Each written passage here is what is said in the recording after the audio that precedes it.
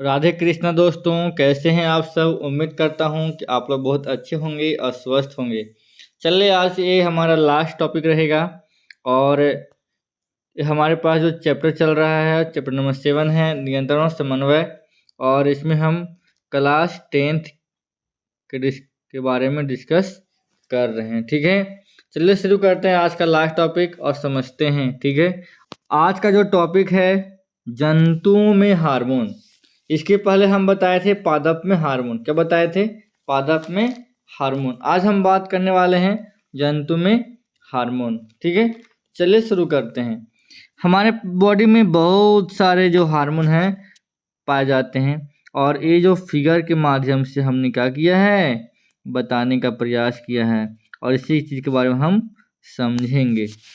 ठीक है, कि हमारे पास हार्मोन है, हाइपोथैलम है, पिन्नी ग्रंथि है, पीयूष ग्रंथि है, अवटु ग्रंथि है, ठीक है, परावटी है, थाइमस ग्रंथि है, अग्न्याशय है, अधिवरी ग्रंथि है, वृषण है, उसके बाद अंडाशय है। ठीक है, तो ये सारे क्या हैं, हार्मोन के उत्पन्न होने वाले अंग हैं जहाँ से हार्मोन निकलते हैं। ठीक है, सबसे पहले हम समझेंगे ग्रंथि के बारे में। ठीक है, किसके बारे में? ग्रंथि के बारे में। आखिर ग्रंथि होता क्या है? तो ग्रंथि क्या है? ग्रंथि एक संरचना होता है जो रासायनिक पदार्थ का स्राव करता है। क्या करता है? स्राव करता है। अधिकांश हार्मोन का स्राव ग्रंथियों से ही होता है। कहाँ से होता है? ग्रंथियों से होता है।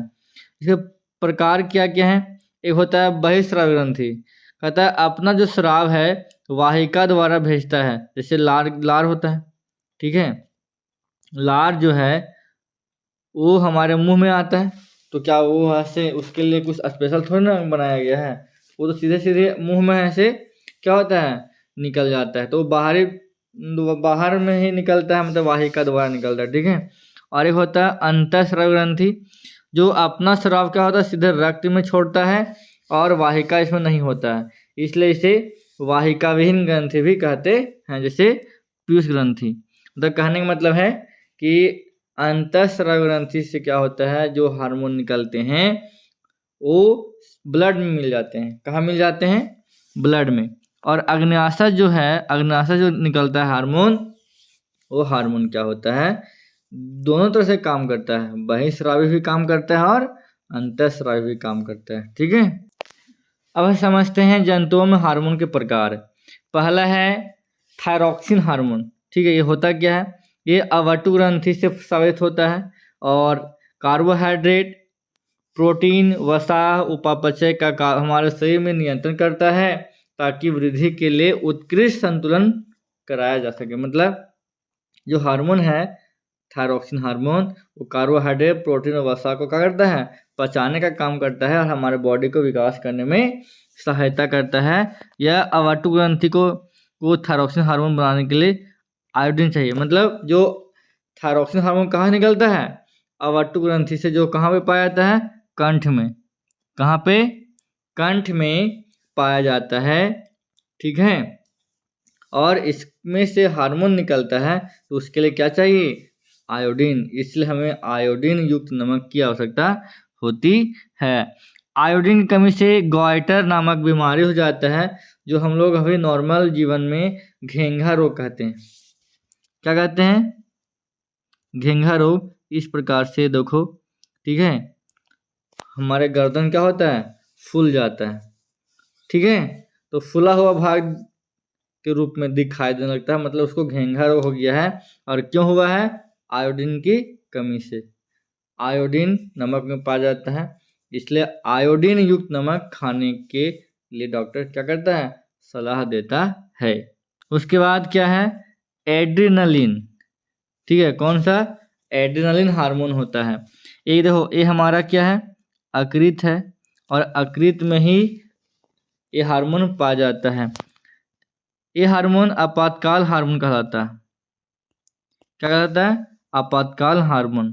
ठीक है, जब कोई व्यक्ति भय या तनाव में रहता है तो यह स्राव होता है। मतलब मान लिया कुछ देख के डर गए, या कुछ हॉरर मूवी देख रहे हैं, या कोई बोल दिए, पापा डांट दिए या मम्मी डांट दी, तो हम टेंशन में आ जाते हैं, या टीचर डांट देते हैं। तो इस सिचुएशन में इस जो ग्रंथि है यहाँ से ये हार्मोन स्रावित होने लगता है। यह वृक्क के ऊपर पाया जाता है। कहाँ पे? वृक्क के ऊपर, जैसा कि ये दिखाया गया, ठीक है, यहाँ पे। यह अधिवृक्क ग्रंथि एड्रिनलिन ग्रंथि से स्रावित होता है। यह सीधा रुधिर में स्रावित हो जाता है और शरीर की विभिन्न भागों तक पहुंचता है। बात समझ में आया? हृदय की धड़कन को कौन नियंत्रित करता है? यही नियंत्रण करता है, ठीक है। मगर डर गए, डर जाने के बाद क्या होता है? हमारा जो धड़कन है वो बढ़ जाता है, ठीक है। और जब हम ऐसा नहीं कर पाते हैं, जब हम नहीं डरते हैं, तो कंट्रोल में रहता है, ठीक है। उसके बाद ये क्या है? हार्मोन का स्राव क्या होता है? हृदय सहित अन्य अंगों तक करने से हृदय का धड़कना बढ़ जाता है ताकि हमारी पेशियों को अधिक ऑक्सीजन मिले, क्योंकि इन अंगों का आसपास की पेशियां सिकुड़ जाती है। यह रुधिर की दिशा कंगाल पेशियों की ओर कर देता है। डायाफ्राम तथा पेशियों का संकुचन, श्वसन दर बढ़ जाता है। डर हो जाता है, भय होता है, तो ऑटोमेटिक हमारा जो धड़कन बढ़ जाता है। यह सभी क्रिया जंतु के शरीर की स्थिति को निपटाने का कार्य करती है। मतलब जब हम डर जाते हैं, भय हो जाता है, तो हमारा धड़कन क्या होता है? ऑटोमेटिक बढ़ जाता है। तो किस कारण से? हार्मोन। कौन सा हार्मोन? एड्रिनलिन हार्मोन, ठीक है। उसके बाद हमारे पास है वृद्धि हार्मोन, ठीक है। कहाँ पे? पीयूष ग्रंथि, हमारे बॉडी का मास्टर ग्रंथि है ये।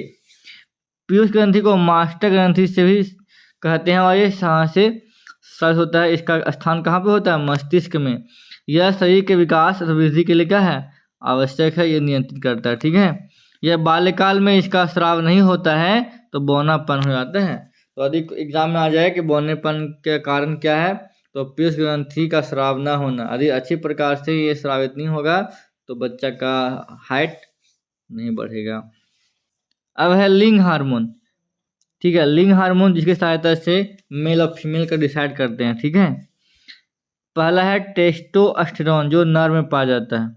कहाँ पे? वृषण में, ठीक है। यह नर के वृषण में स्रावित होता है।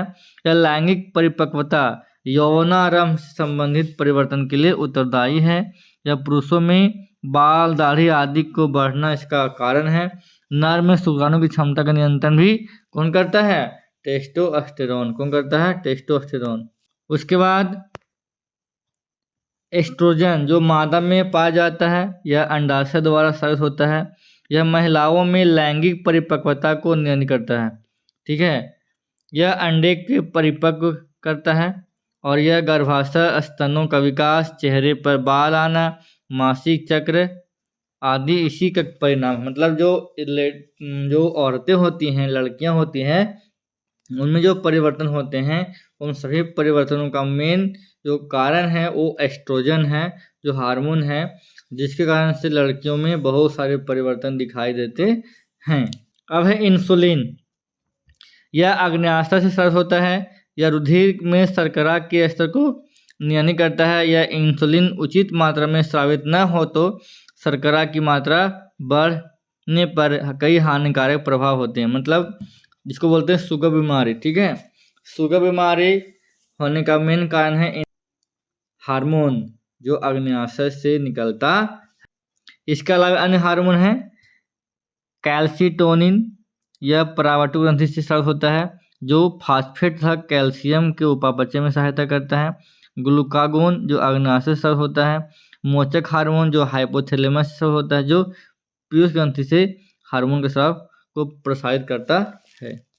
यहाँ पे कुछ टेबल दिए गए हैं, उसके कार्य क्या क्या हैं, कुछ नाम दिए गए हैं। इसको एक बार देखने का प्रयास करेंगे, ठीक है, और समझ में आ जाएगा, ठीक है।